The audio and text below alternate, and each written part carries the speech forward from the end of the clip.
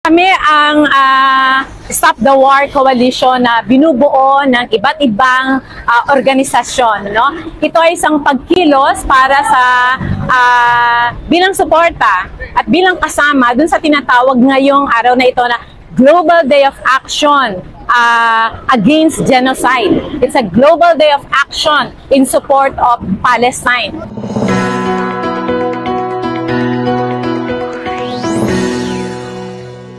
Itong pagkilos na ito ng Stop the War Coalition ay isang pambansang pagkilos. Hindi lang tayo dito sa Manila, meron din pagkilos sa Negros, meron din pagkilos ngayon sa Cebu, at naghahanda rin ng pagkilos sa Zamboanga at saka sa Marawi at sa Mindanao.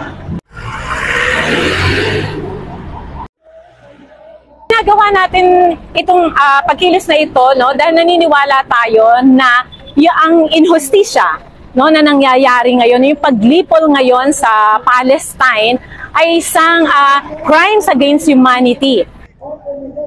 At kung nangyayari iyon sa Palestine, sa mga kabataan sa Gaza, pwede rin yung mangyari dito sa Pilipinas at pwede rin mangyari sa iba pang mamamayan ng iba pang bansa. Ayaw natin ng giyera, lalong ayaw natin ng genocide. Kaya itong pagkilos na ito ay para kondenahin, no, ang mga giyera na pinangungunahan ng US, kondenahin ang genocide na ginagawa ng Israel sa Palestine, at lalo na kondenahin yung tuloy-tuloy na pag-aarmas at pagpopondo ng US, ng Britain dito sa Israel, kaya nagtutuloy-tuloy itong araw-araw na pagpaslang sa mga bata sa Gaza, araw-araw na pagpatay sa mga mamamayan ng Palestine. Ang lahat ng mga mamamayan na sa iba't ibang nasyon ay kumikilos. At marami din mga government officials, mga estado sa iba't ibang bansa ay ngayon ay pumuposisyon. Pumosisyon na ang Japan na itigil ang arms trading with Israel. Pumosisyon na ang Spain. Pumosisyon na ang Belgium. No?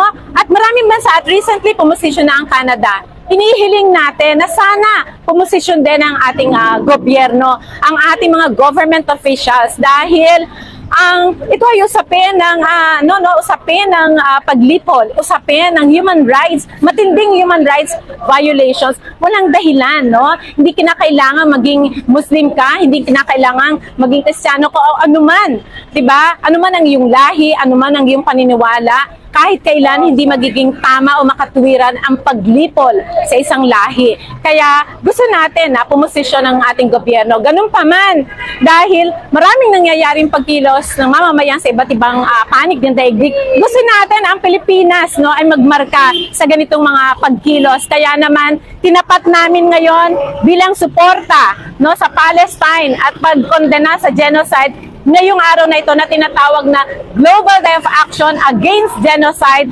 Global Day of Action in support of Palestine. Mula dito sa Plaza Miranda ay magmamarcha tayo papuntang Liwasang Bonifacio.